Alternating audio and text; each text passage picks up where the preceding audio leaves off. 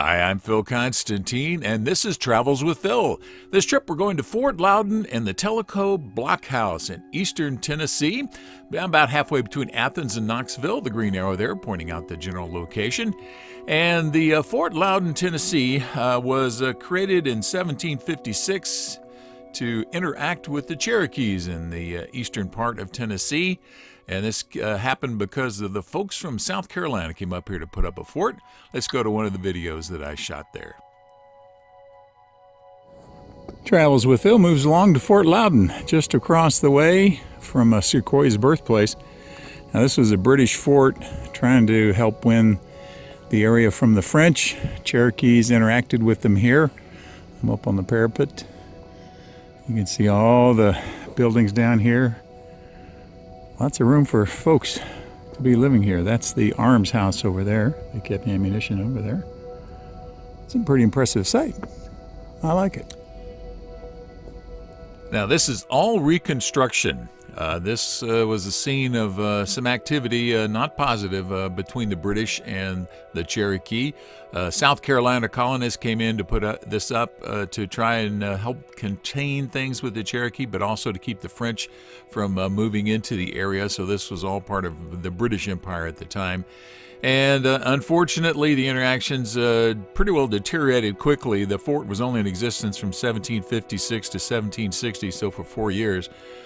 Cherokees started off real nice, but there was some interaction with some different groups. People held hostage, chiefs were killed, the Cherokees attacked, and some of the soldiers were killed. So unfortunately, this led to some real problems.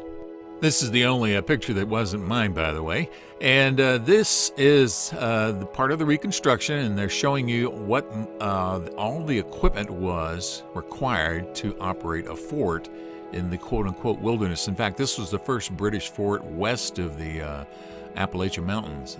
So it was a major part of the western expansion of the British colonies.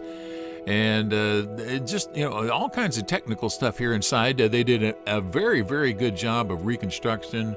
At least, it looks realistic. Obviously, I wasn't around in those times. But historians seem to be pretty satisfied with most of the general settings here.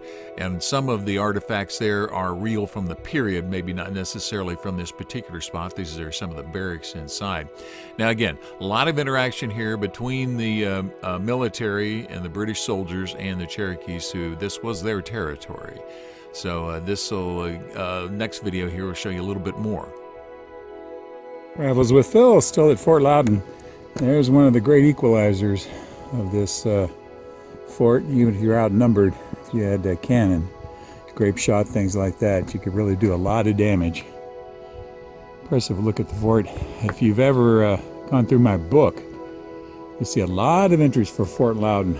A lot of things happened here in the immediate vicinity. And speaking of the immediate vicinity, that's a simulated, reconstructed Cherokee winter home on the right, summer home on the left, where you see the two people, the lake out there, some really fancy homes, a couple of boats going by. It's still a little bit warm, a little bit humid, but a nice looking place. These are the Cherokee homes here, and there was a Cherokee village at Tuskegee. And this was a winter home. This was the wattle and daub, where they interwove reeds and then put mud on either side, and then open ones for the summertime to keep it cooler out there. And eventually, after all the interaction and fighting went on, the Cherokees, it is believed, burned down the fort. So everything that you see here as far as buildings are concerned are complete reconstructions. There was nothing out here before they started building this, and the state of Tennessee eventually took over interactions between them and a historical association. But this gives you a pretty good idea of what things were like on a frontier area fort, at least right around the start of the 1800s. Just across the river is the Tellico Blockhouse. Well, Travels with Phil wraps up May 16th, 2016. You see a boat going across the water. Now that point straight across from you there, that is Fort-loudoun. Right here in front of you is the Tellico Blockhouse.